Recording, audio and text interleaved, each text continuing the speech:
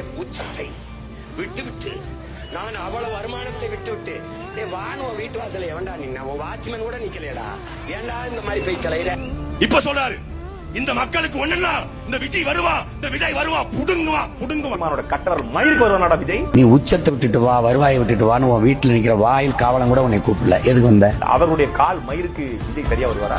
சைக்கோடா ஒரு சைக்கோ கிட்ட இத்தனை லட்சம் பேர் கூடி நிக்கிறான்னு டிவிக்கு மாதிரி ஒரு தற்கொலை கூட்டணி ஒரு இளவும் தெரியாது. மனைவியை இயக்குவது யாராமா? திமுக.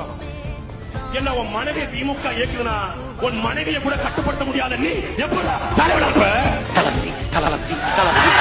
உங்க பொண்டாட்டி புள்ளி நல்லா இருக்க மாதிரியா?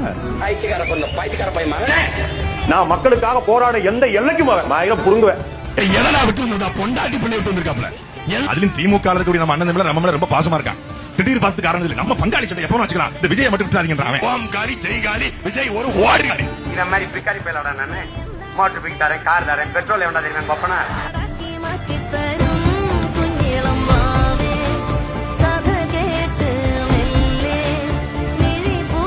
ஆனா அதே மனுஷனை மன்னிச்சு விட்டு பாருங்க, வாழ்நாள் முழுக்க நிம்மதியா இருக்கு. அவ்வளவுதான் matter. Kill them with your success, bury them with your smile.